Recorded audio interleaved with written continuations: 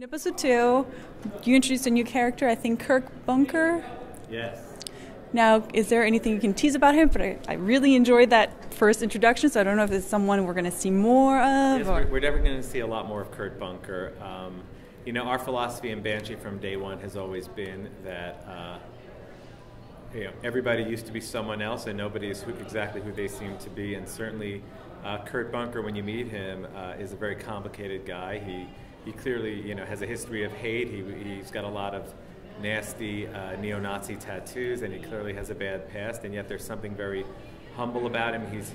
He seems to have had some kind of reckoning with his past and wants to do good. And he will make an interesting potential addition, or at least he aspires to become a potential addition to the Banshee Sheriff's Department.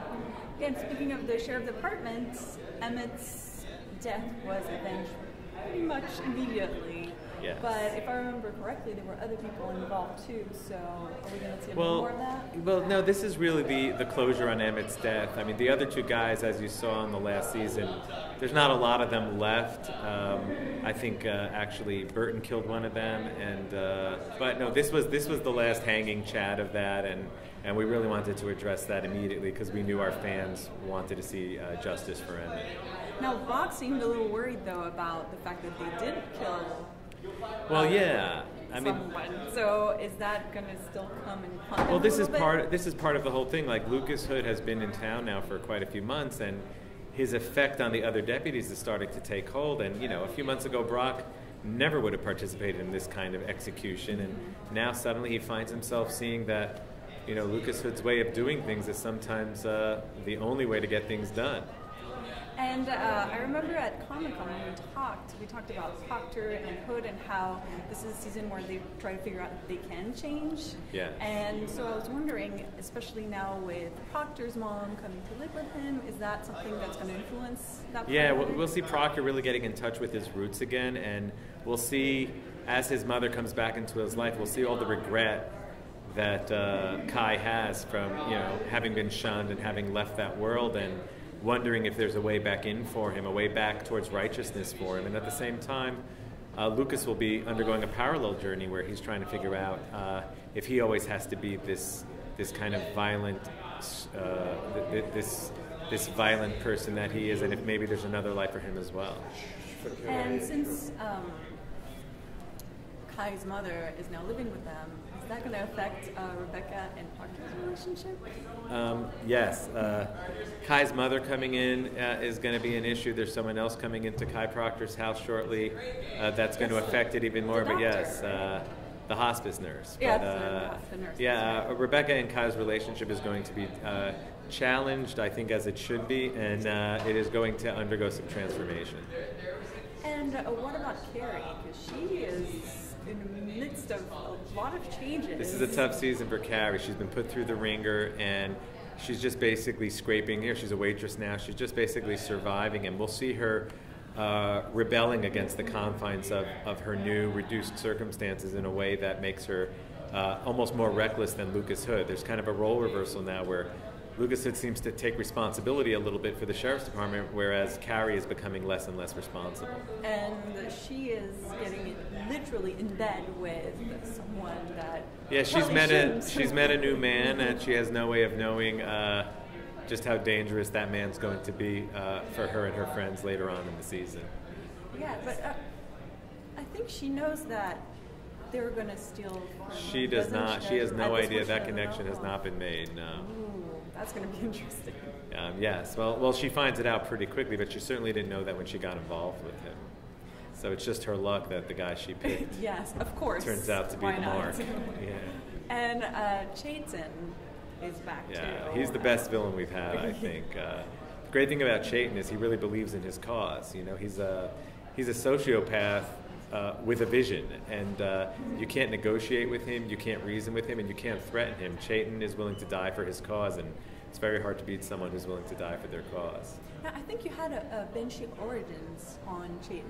Yeah, we showed how he kind of started to become the man he is. Are we going to see that a little more in the show, or is that going to not so much. I think Chayton right now is pretty much as you see him. Oh, okay.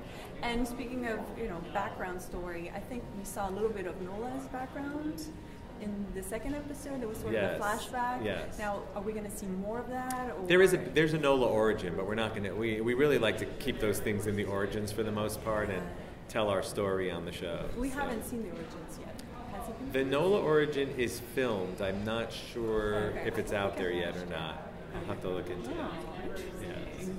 And Burton too. It's all about all the Burton, origins. it's been a real pleasure watching Burton's role grow on the show, and the more we grew into Burton and the more we gave him to do, the more we realized we have to tell that story of when Proctor and Burton met. You know, it's our version of, I guess, you know, when Harry met Sally or whatever. But that's out there for When sure. Harry Met Sally. I love that analogy.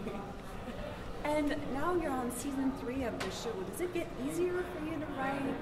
No, every season is a real challenge. Just figuring out what's making Lucas Hood tick, how to not, you know, how to service that character without becoming contrived, without becoming a caricature of what the show is.